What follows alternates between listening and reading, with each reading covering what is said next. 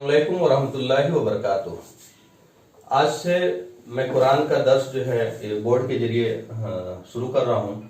हमारे कई साथी जो हमसे जुड़े हुए हैं, जो हमारा वीडियोस देखते हैं, जिसको मैं लोगों को मोटिवेट करता हूँ खास करके दावत देने के लिए, किस तरह से हम लोगों को दावत दे सकते हैं, किस तरह से बातें कर सकते हैं, एक दाई की क्या अहमियत है अल्लाह की नज़र में। तो उन सब चीज़ों को इंशाअल्लाह मैं कुरान के दर्स के जरिए समझाने की कोशिश करूंगा। अल्लाह ताला हमें भी तौफीक दे और सही समझाने की और समझने की, और आप लोगों को भी समझने की, और आप सब हमसे जुड़े इस मुहिम में, ताकि हम अल्लाह का पैगाम सारी इंसानियत को पहुंचाने वाला बन जाए। ये हमारे ऊपर फर्ज है। मैं दूसरे वीडियो में भी इंशाअल्लाह थोड़ी थोड़ी करके बताता रहूंगा। पहले भी हमारे वीडियो सारे हैं, उसमें आप देख सकते हैं। मैंने दावत की अहमियत के ऊपर बहुत सारी वीडियो बनाई है, कारगुजारी भी बनाई है। तो आज मैंने जो दर्स लिया है, तो दावत कैसे दें उसके ऊपर नहीं है ये दर्स, उसको मैं बाद में कवर करूंगा। मैंने जानबूझ करके ये दर्स रखा है ताकि हम लोगों को थोड़ा मोटिवेट कर सकें, क्योंकि मोटिवेशन बहुत इंपॉर्टेंट है किसी भी काम को करने के लिए। अगर मोटिवेशन नहीं होगा तो इंसान कोई काम नहीं कर पाएगा। किसी की अहमियत अगर नहीं समझेगा तो बहुत मुश्किल है किसी चीज को मुसलसल करना। किसी चीज को करने के लिए मोटिवेशन चाहिए, तो वो तभी हमें मोटिवेशन आएगा जब हमें पता लगेगा कि अल्लाह के नजर में एक दाई की क्या अहमियत है, अल्लाह के नजर में दावत देने वाले की क्या अहमियत है। तो मैंने ये 4 आयतें हैं सूरह ताहा की, जिसको मैंने इसमें लिया है कि मूसा अलैहिस्सलाम को अल्लाह ताला कहते हैं। मूसा अलैहिस्सलाम और उनके भाई हारून अलैहिस्सलाम, जैसा हम जानते हैं ये दोनों नबी थे, और उस वक्त फिरौन जो है वो बहुत बड़ा बादशाह था, या कह लें कि एक जालिम बादशाह था जो इंसानों पे बहुत जुल्म कर रहा था। तो अल्लाह ताला ने इनको कहा, इस वाकये में हमारे लिए बहुत नसीहत है, हमें बड़ी ध्यान देने की जरूरत है कि इस 4 आयत में बहुत बड़ी नसीहत हमारे लिए, बहुत बड़ी एक मोटिवेशन है। तो अल्लाह ताला कहते हैं, औज़ु बिल्लाहि मिनश शैतानिर रजीम, बिस्मिल्लाहिर रहमानिर रहीम, इज़हबा इला फिरऔन इन्नहु तगा। आप दोनों फिरऔन के पास जाइए, वो सर्कस हो गया। मतलब उसको आप जाइए, अल्लाह का पैगाम पहुंचाइए, अल्लाह से डराइए कि वो लोगों पे जुल्म ना करे, वो लोगों पे ज्यादती ना करे, वो अल्लाह की बंदगी अख्तियार करे।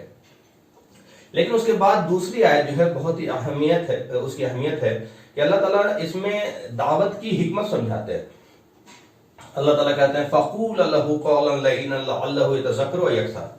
देखो, उनसे नरमी से बात करना, मतलब जैसे हम बात करते हैं तो कई तरह के एक हीटेड आर्गुमेंट हो जाता है, एक डिबेट मोड हो जाता है, एक डिस्कशन मोड होता है। तो बेसिकली हमें डिस्कशन मोड में बात करनी चाहिए, समझाने के मोड में बात करनी चाहिए। तो अल्लाह ताला समझा रहे कि देखो, नरमी से बात करना, हो सकता है वो नसीहत हासिल करे या डरे। उसके बाद ये दोनों क्या कहते हैं, इसमें हमारे लिए बहुत बड़ी नसीहत है, हमारे लिए बहुत बड़ी इसमें राहत की बात है। आगे अगर हम देखेंगे, काला रब्बना, वो दोनों कहते हैं ऐ मेरे रब, इन्नना नखाफू, ये नखाफू वर्ड है, इन्नना नखाफू, बेशक हमें डर लगता। खाफा नखाफू, ये खौफ जो वर्ड है ये अरबी का वर्ड है।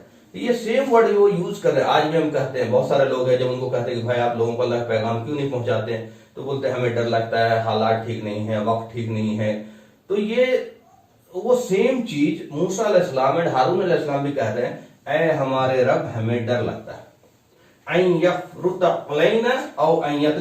हो सकता है वो हमारे साथ सरकशी करे या हमारे ऊपर जुल्म करे। जैसा हम जानते हैं कि फिरौन बहुत जालिम बादशाह था, वो लोगों के ऊपर इस तरह से जुल्म करता था कि एक तरफ से हाथ काट देता था, एक तरफ से पैर काट के छोड़ देता था, बीचों बीच से आरी चला देता था, गरम तेल में लोगों को उबाल देता था। तो उसके बहुत सारे जुल्म के जो तरीके थे वो मशहूर थे। इसी वजह से मूसा अलैहिस्सलाम और हारून अलैहिस्सलाम भी कहते हैं कि ऐ हमारे रब हमें डर लगता है, हो सकता है वो हमारे साथ सरकशी करे या हमारे ऊपर जुल्म करे। ये आखिरी जो आयत है, इसमें हमारे लिए बहुत बड़ी एक तरह से तस्कीन है, अल्लाह की तरफ से बहुत बड़ा एक तरह से आप कहें कि अल्लाह का इनाम कह लें, अल्लाह की सरपरस्ती कह लें, अल्लाह की हिफाजत कह लें। उसमें अल्लाह ताला कहते हैं खाला, अल्लाह कहते हैं खाला ला तखाफा, देखो तुम दोनों डरो नहीं, इन्ननी मआकुमा, मैं तुम्हारे साथ हूं। ये कितनी बड़ी बात है, कितनी बड़ी सआदत की बात है, कितनी बड़ी अल्लाह का करम है, अल्लाह का रहम है کہ اللہ تعالیٰ کہہ رہے ہیں کہ تم ڈرو نہیں، جب تم جاؤ گے اس کے پاس، جب تم اس سے باتیں کرو گے، جب تم میرا کس کا پیغام لے کے جا رہے ہیں؟ اللہ کا پیغام لے کے جا رہے ہیں، تو جب تم میرا پیغام سناؤ گے تو میں تمہارے ساتھ ہوں گا، اننی معکما، میں تمہارے ساتھ ہوں گا۔ اور جب اللہ ساتھ ہو تو دنیا سے کس سے ڈرنا ہے بھائی؟ یہ تصور اگر آپ اپنے اندر کر کے دیکھیں کہ جب میرا رب میرے ساتھ ہے تو کس سے خوف ہوگا؟ دنیا میں 4 پولیس والے کسی کے ساتھ چلتے ہیں تو وہ اکڑ کے چلتا ہے، کوئی جیٹ سیکورٹی میں چل رہا ہے تو اکڑ کے چلتا ہے، لیکن یہ سارے سیکورٹی اس رب کے سیکورٹی کے سامنے کہیں دور دور تک اسٹینڈ نہیں کرتے۔ اللہ تعالیٰ کہتے ہیں اننی، بے شک میں تمہارے ساتھ ہوں، اسمع وارا، صرف ساتھ ہی نہیں ہوں، میں تمہیں سنوں گا بھی اور دیکھوں گا بھی۔ اس سے بڑی بات کہ ایک مومن کے لیے، ایک پیغام پہنچانے والے کی، دیکھیے بائی ڈیفالٹ ہر مسلمان کی ذمہ داری ہے پیغام پہنچانا۔ وہ الگ بات ہے کہ ہم کر رہے ہیں یا نہیں کر رہے ہیں، یا ہیلا بہانہ کر رہے ہیں، تو ہم اپنی ایکچولی ذمہ داری سے بھاگے ہوئے لوگ ہیں، اور ذمہ داری سے بھاگنے کی وجہ سے دنیا میں عذاب آ رہا ہے مسلمانوں کے اوپر۔ کئی بار لوگ کہتے ہیں کہ مسلمان ہی کیوں پٹ رہا ہے؟ تو مسلمان اس لیے پٹ رہا ہے کہ اس کے اوپر انعام بہت بڑا ہے، اس کے اوپر ذمہ داری بہت بڑی ہے، ایمان لایا ہے تو اللہ کی بندگی بھی کرنا ہے، اور ساری انسانیت کو اللہ کا تعارف کرانا، اور اس کو بھی اللہ کی بندگی، اس پرمیشور کی بندگی کی طرف بلانا ہے۔ تو یہ کام اگر ہم نہیں کریں گے تو یہ نبیوں والا کام، چونکہ اب کوئی رسول نہیں آنے والے ہیں محمد صلی اللہ علیہ وسلم کے بعد، تو یہ ہر مسلمان کی ذمہ داری ہے، اور جو لوگ علم رکھتے ہیں ان کی دوہری ذمہ داری کہ ہم خود بھی سیکھیں، علم حاصل کریں، اور جو ہم جانتے ہیں وہ دوسروں تک پہنچائیں، اپنے لوگوں کی اصلاح کریں، مسلمانوں کی اصلاح کریں، ان کے اندر جو برائی ہے اس کی اصلاح کریں، اور جو لوگ اللہ کو نہیں جانتے اللہ کا پیغام پہنچائیں۔ تو اگر یہ تصور ہمارے سامنے آ جائے کہ بے شک اللہ کہتا ہے کہ جب تم جاؤ گے تو میں تمہارے ساتھ ہوں گا، اور میں تمہیں دیکھوں گا اور سنوں گا۔ اب اس میں ایک بات یہ آتی، بہت سارے لوگ بولیں گے ارے یہ تو موسیٰ علیہ السلام کی کہانی ہے، یہ تو نوح علیہ السلام کی کہانی، ہمارا کیا لینا دینا ہے؟ یہ سب سے بڑی غلط فہمی ہے۔